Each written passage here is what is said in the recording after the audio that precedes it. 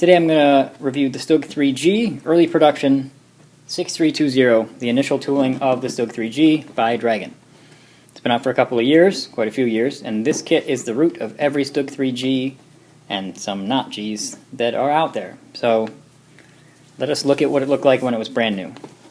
I picked this up relatively cheap at a show last weekend. So on the side we've got a suggested two-tone Dunkelgelb and Olive Grün camo. Some decals that'll have some captured Russian markings. This one does have metal tow cables, which is good. I think a lot of these StuG III-Gs do.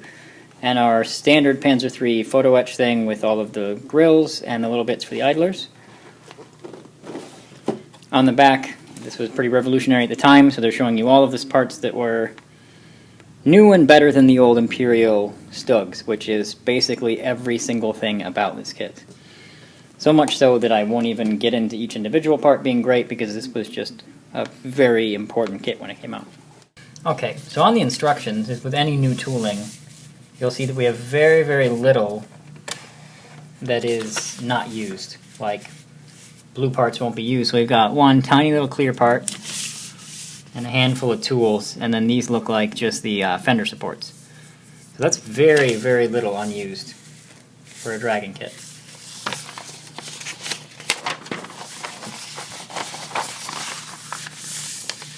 Callouts are the same. Construction looks like it's relatively the same as it is on all Panzer III and StuGs of the current generation anyway. The PE that goes into the idlers, two-piece wheels, the torsion bars, swing arms get glued to the torsion bars and then in and glued to here. Other suspension elements, all very, very good.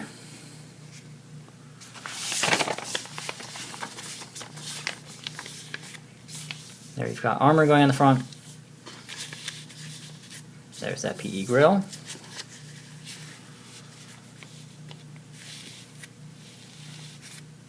There's the jack mountings. This can actually be a huge pain for me. I've left that off of a Dragon Panzer III because I messed it up. So all the fender tools going on. Telling you to put PE on these fender supports. Ew. And how to mount the cables, and 3 different ways to put on the fire extinguisher.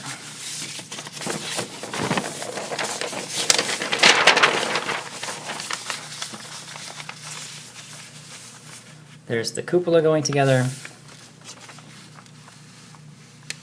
All this is the same as people I'm sure are familiar with, but as I said, this is where it started. Add an armor going in the front. Smoke launchers are optional, I assume. There's the MG, which looks like the not remote version. This is the manned version. The interior radios. Oh, what are they going to be? Exterior radios? Of course they're interior. Sub-assemblies going together. The interior walls, the superstructure, the roof, and the cupola. And that was getting built over there.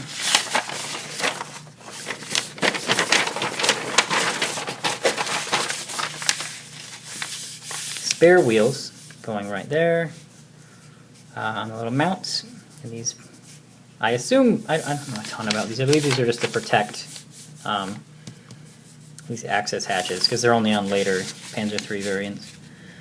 My apologies for not being an expert on every tank. I know a ton about Tigers, and it forces me to know less about other things. PE going on.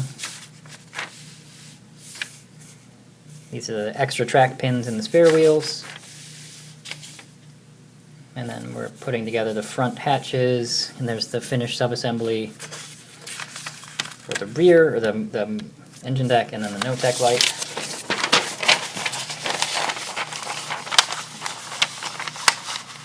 So the interior going together, that's the floor and the mounting for the gun. There's the seat and all the elevation stuff. There's the proper breech assembly. Doesn't look too bad, considering. There's the gun itself. So that whole subassembly together looks pretty fantastic, though.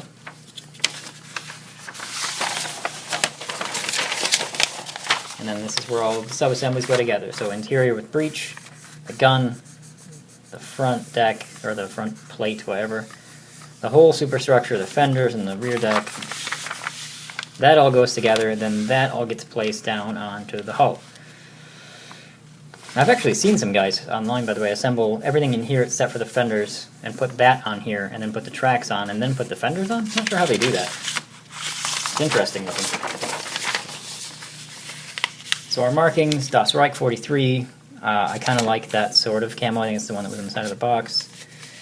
Of course, Deutschland Eastern Front 43. Unidentified unit, of course. Looks like just straight up Dunkelgelb.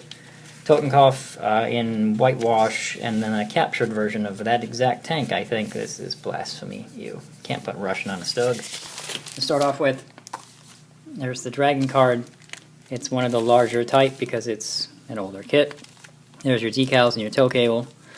There's the Russian markings. There's the standard Panzer III photo etch, VMG with a bipod, stowed or deployed, and a tiny little clear parts sprue. Gotta love the old Dragon card. Magic tracks are 40 centimeter solid guide horn, hollow guide horn. Standard issue magic tracks. Gotta love them. For sprues, we have here our standard D, I believe Panzer III sprue because we're missing the fenders. There's the up armored stuff, the rear plate. I'm wondering if it looks any more crisp than it does now, because I know they're still using a lot of these parts. There's the vents for the deck. This is identical to every Stug I've ever had, so forgive me for not being completely overwhelmed by this sprue.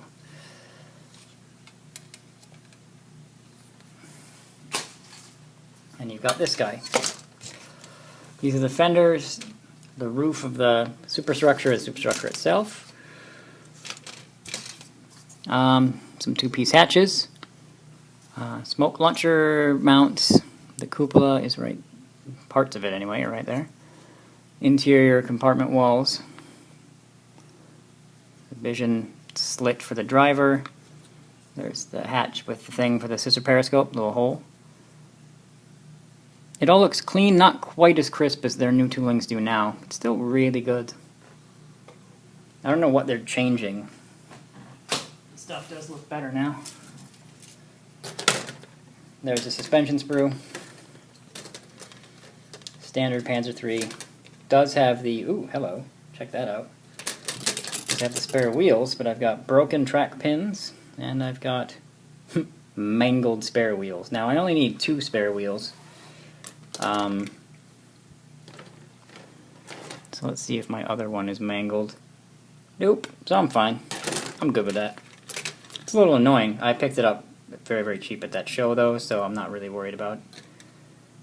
Couple of damaged wheels. Too bad though.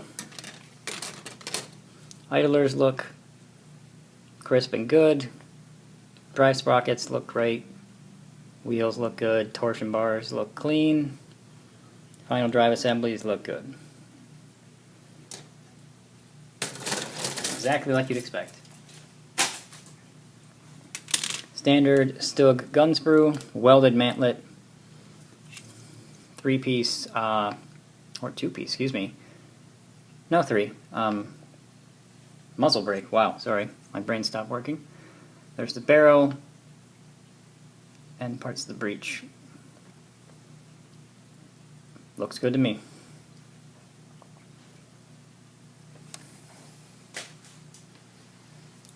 Fighting compartment floor. Ooh, there's my gun sleeve. And more of the gun. I'm going to push that like back in place a little bit. Normally I cut these guys off so they don't get mangled. I don't know why I'm not doing that right now. There's the mounts for the gun, where it actually mounts to the floor. Radios, which look very good.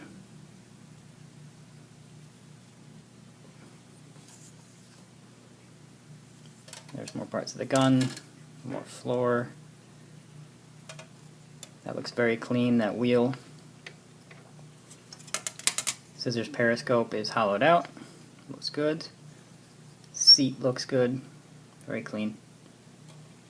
I say clean when I mean crisp, by the way. I wonder if that sounds creepy. Very clean. There's this guy. Suspension elements. Swing arms. Those are suspension. Those are swing arms. Deflector for the exhausts. The hull extensions for being towed.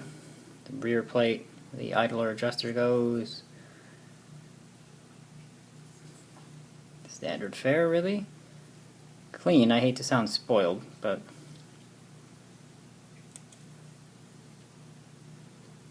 very good.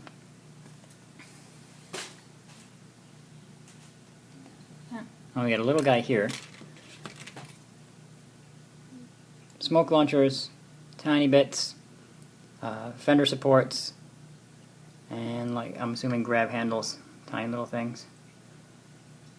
Most of which seem undamaged. All of the stuff in this kit, by the way, was individually bagged because of its age, which is very cool. A couple of tool sprues altogether.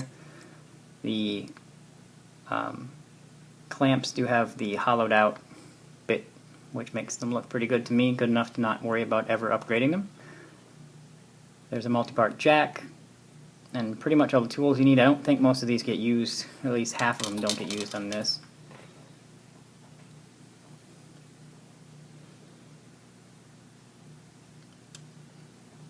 Oh, looks good though. We got a tiny little guy here. Eyelets for the tow cables. I have no clue what that is. Fire extinguisher, jack block. With texture on top and nowhere else. Big shock there. And then there's your two antenna mounts. Not sure if those both get used or you pick one. I know they've had them on both sides sometimes, which makes StuGs look pretty evil. And finally our hull tub. Very crisp and pronounced. All the stuff that's popping off of here is not spongy at all. Very, very well done.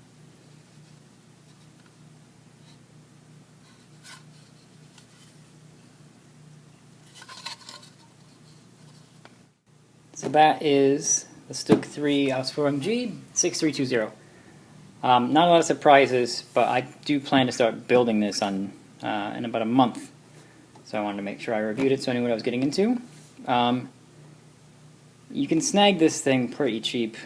The problem is it doesn't have the more sort of popular Salkoff Blinde pig's head mantlet. It has no shirts, and it has, you know, it's pretty basic. It's just your very, very bare bones welded mantlet StuG 3G. But everything in it looks good, and as I said, you can pick it up pretty cheap. So there it is.